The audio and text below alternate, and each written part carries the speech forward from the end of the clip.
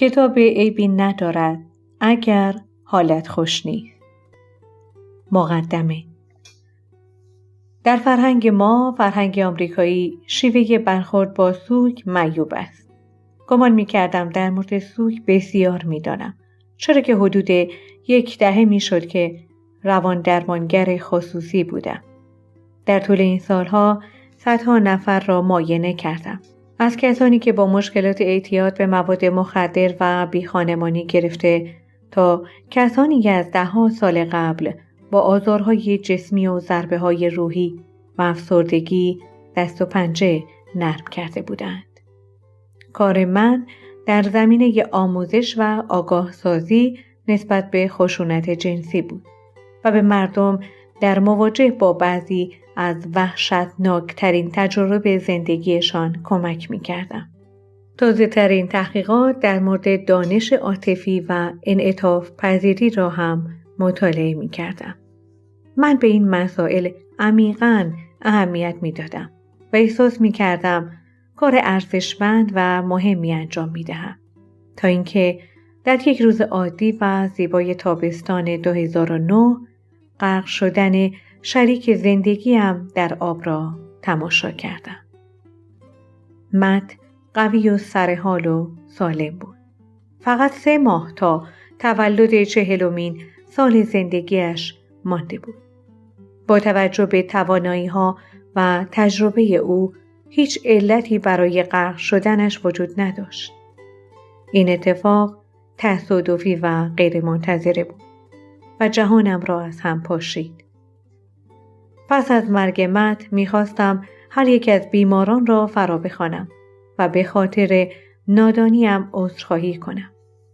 اگرچه در کارهای عاطفی بسیار مهارت داشتم، اما مرگ مت دنیای کاملاً متفاوتی را برایم آشکار نمود. هیچ کدام از دانسته‌هایم در تسکین فقدانی به این بزرگی کارساز نبود. با تمام تجارب و آموزش‌هایی که کسب کرده بودم، اگر کسی می بود که می توانست آماده مواجهه با این نوع فقدان باشد، آن شخص من بودم. اما حالا هیچ چیز نمی توانست مرا آرام کند و هر کدام از آموخته‌هایم اهمیتی نداشت و فقط من اینطور نبودم. در سالهای اول پس از مرگ مت کم کم انجمنی از افراد سوگوار پیدا کردم. نویسندگان، فعالان اجتماعی، استادان، مددکاران اجتماعی و دانشمندان حوزه‌های کاریمان. این گروه کوچک ما که متشکل از بیوه‌های جوان و والدین سوگوار از دست دادن فرزندان جوانشان بود، به خاطر تجربه مشترک در کنار هم قرار گرفته بودند. اما فقدان تنها وجه اشتراکمان نبود. هر کدام از ما در سوگمان احساس کرده ایم قضاوت، شرمگین و تصحیحمان کردند. ما برای هم داستان‌هایی تعریف می‌کردیم که چطور تشویقمان می‌کردند که دیگر به آن فکر نکنیم. گذشته را پشت سر بگذاریم و در مورد عزیزان از دست رفته خود صحبت نکنیم. ما را نصیحت می‌کردند که به زندگیمان باز گردیم و به همان می‌گفتند که حتماً به آن مرگ‌ها نیاز داشتیم تا یاد بگیریم چه چیز در زندگیمان مهم است. حتی کسانی که سعی می‌کردند کمکمان کنند نهایتاً به ما ضربه می‌زدند. توصیه و نصیحت حتی زمانی که با نیت خوب گفته می‌شود تحقیرآمیز به نظر می‌آید. انگار چنین درد بزرگی را به جمله پشت کارت پستال‌ها تبدیل می‌کنند. وقتی بیشتر از همیشه به عشق و حمایت نیاز داشتیم، هر یک از ما احساس می‌کردیم تنهاییم. به خوبی درک نشده‌ایم. مورد قضاوت قرار گرفته‌ایم و تحقیر شده‌ایم. البته به این معنا نیست که مردم اطراف ما می‌خواستند بی‌رحم باشند. آنها فقط نمی‌دانند چگونه به درستی کمک کنند. ما نیز مانند بسیاری دیگر از مردم سوگوار از صحبت کردن در مورد غم و غصه‌مان با دوستان و خانواده دست کشیدیم. راحت‌تر بود که وانمود کنیم همه چیز خوب است تا اینکه بخواهیم دائما از سوگ خود در برابر کسانی که درکمان نمی‌کردند دفاع کنیم و به آنها توضیح دهیم، به دیگر افراد سوگوار روی آوریم. چرا که آنها تنها کسانی بودند که با سوگ حقیقی آشنایی داشتند. غم و فقدان برای همه اتفاق می‌افتد. همه ما در زمان دردی عظیم احساس درک نشدن را تجربه کرده ایم. همچنین در مواجهه با درد افراد دیگر درمانده کناری ایستاده ایم. همه ما دنبال کلمات گشته ایم و می دانستیم که هیچ کلمه‌ای هرگز نمی تواند چیزی را درست کند. هیچ کس نمی تواند برنده شود. افراد سوگوار احساس می کنند کسی درکشان نمی کند و دوستان و خانواده نیز در مقابل غم احساس می کنند درمانده و احمقند. می دانیم به کمک نیاز داریم، اما واقعاً نمی دانیم باید چه چیزی بخواهیم. با تلاش برای کمک به دیگران در واقع در بدترین زمان زندگیشان اوضاع را بدتر می کنیم. گاهی حتی با بهترین نیت هم کارها برهم می ریزد. تقصیر ما نیست. همه ما وقتی ناراحتیم نیازمند محبت و حمایتیم و می خواهیم به کسانی که دوستشان داریم کمک کنیم. مشکل اینجاست که برای انجام دادن این کار روش اشتباه را آموخته ایم. در فرهنگ ما سوگ نوعی از بدبختی است.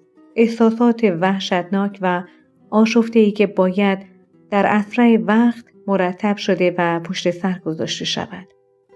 در نتیجه ما اعتقادی منسوخ و قدیمی داریم درباره اینکه غمزدگی چقدر باید طول بکشد و باید به چه شکل باشد و آن را چیزی می‌دانیم که باید بر آن غلبه کرد و درستش کرد، نه چیزی که باید بر آن مرهم گذاشت و از آن حمایت کرد. حتی پزشکانمان اینطور آموزش دیدند که سوگ را اختلال بدانند، نه واکنشی طبیعی به فقدانی بزرگ. وقتی متخصصان ما چگونگی برخورد با سوگ را نمی‌دانند، از بقیه به سختی می‌توان انتظار داشت درست به آن واکنش نشان دهند. بین چیزی که بیش از همه می‌خواهیم و چیزی که واقعاً هستیم فاصله زیادی وجود دارد. ابزارهایی که در حال حاضر برای مقابله با سوگ در اختیار داریم برای پوشاندن این فاصله مناسب نیست.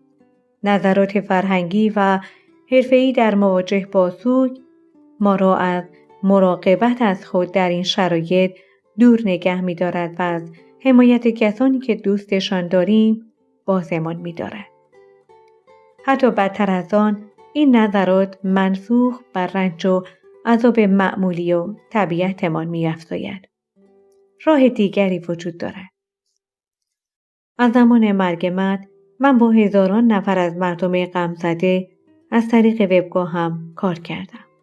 سالهای گذشته را به کسب تجربه در مورد اینکه چه چیز حقیقتاً در گذراندن این طوفان سخت و شدید غمزدگی کمک کننده است گذراندم. در طول این راه صدای من تبدیل به صدایی شناخته شده در کشور و راهنما شده است. آن هم نه تنها در حمایت از سوگ که در روشی دلسوزانه و توانمند برای ارتباط با یکدیگر. نظریه‌های من در مورد سوگ و آسیب پذیری و سواد عاطفی از تجارب شخصی خودم و داستان‌ها و تجارب هزاران نفری گرفته شده است که تمام سعیشان را کردند تا موقعیت غمبارشان را از سر بگذرانند. با کمک خود افراد سوگوار و دوستان اعضای خانواده آنها که برای حمایت از آنها تقلا می‌کردند، متوجه شدم که مشکل اساسی چیست. فرهنگ ما به ما آموزش نداده که چگونه با استفاده از مهارت‌های واقعاً مفید با سوگ مواجه شویم. اگر بخواهیم بهتر هوای همدیگر را داشته باشیم، باید مجدداً سوگ را در شرایطی انسانی قرار دهیم. باید در موردش صحبت کنیم. باید آن را فرایندی طبیعی و عادی بدانیم، نه چیزی که باید از آن دوری کنیم یا با عجله از آن بگذریم یا آن را بد بدانیم. باید در مورد مهارت‌های واقعی مورد نیاز برای مواجهه با واقعیت زندگی صحبت کنیم. زندگی که به وسیله فقدان کاملا تغییر کرده است. کتاب عیبی ندارد اگر حالت خوش نیست نگرش جدیدی برای مواجهه با سوگ معرفی می کند. این نگرش جدید را نه استاد دانشگاهی که خودش را در دفتر کارش زندانی کرده و سوگ را مورد مطالعه قرار داده است، بلکه کسی که خودش در غم و اندوه زندگی کرده است ارائه می دهد. زمانی بوده که روی زمین به خودم پیچیدم و زوزه کشیدم. نمی توانستم غذا بخورم و بخوابم. بیشتر از چند دقیقه تحمل خارج شدن از خانه را نداشتم. من دیگر در مطب روانشناسی مقابل مراجعه کننده‌ای که روی مبل دراز کشیده است ننشسته بودم، بلکه خودم روی مبل دراز کشیدم و از زبان روانشناس‌ها صحبت‌های منسوخ و کاملاً بی ربط درباره مراحل غم و قدرت تفکر مثبت شنیدم. من با جنبه‌های فیزیکی سوگ از دست دادن حافظه، تغییر شناختی، اضطراب، دست و پنجه نرم کردم و ابزارهایی برای تسکینشان یافتم. با ترکیبی از مهارت‌های بالینی و تجربه‌ام تفاوت بین رفع درد و مرهم گذاشتن بر درد را یاد گرفتم. با تجربه شخصی آموختم که وقتی سعی می‌کنید با صحبت کردن کسی را از سوگش بیرون بکشانید، این کار هم دردآور است و هم کاملاً متفاوت از آن است که به او کمک کنید با سوگش زندگی کند.